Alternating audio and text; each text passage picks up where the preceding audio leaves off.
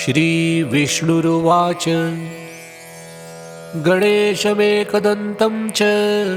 हेरम्बं विघ्ननायकं लम्बोदरं शूर्पकर्णं गजवक्त्रं गुहाग्रजं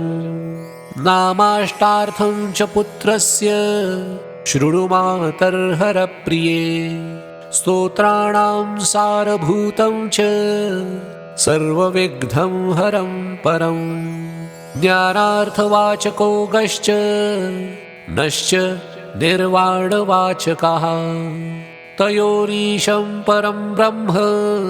गणेशं प्रणमाम्यहम् एकशब्दः प्रधानार्थो दन्तश्च बलवाचकः बलं प्रधानं सर्वस्मादेकदन्तं नमाम्यहम् दीनार्थवाचको हेश्च रम्भः पालकवाचकः दीनानां परिपालकं हेरम्बं प्रणमाम्यहम् विपत्तिवाचको विघ्नो नायकः खण्डनार्थकः विपत्खण्डनकारकं नमामि विघ्ननायकं विष्णुदत्तैश्च नैवेद्यैर्यस्य लम्बोदरं पुरा पित्रा दत्तैश्च विविधैर्वन्दे लम्बोदरं च तं शूर्पाकारौ च यत्कर्णौ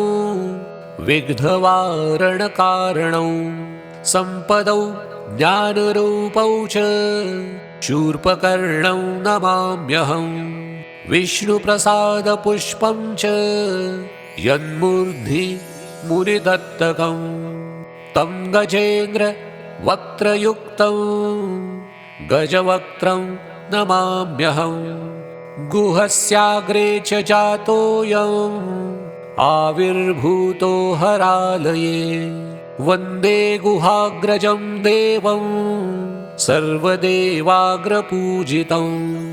एतन्नामाष्टकं स्तोत्रं नानार्थसंयुतं शुभं त्रिसन्ध्यं यः पठेन्नित्यं स सुखी सर्वतो जयी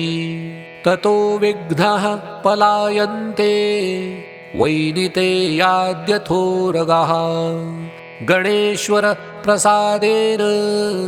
महाज्ञानी भवेद्ध्रुवम् पुत्रार्थी लभते पुत्रं भार्यार्थी विपुलां स्त्रियं महाजडः कवीन्द्रश्च विद्यावांश्च भवेद्ध्रुवम् इति श्रीब्रह्मवैवर्ते गणपतिखण्डे विष्णुपदिष्टं श्रीगणेशनामाष्टकम्।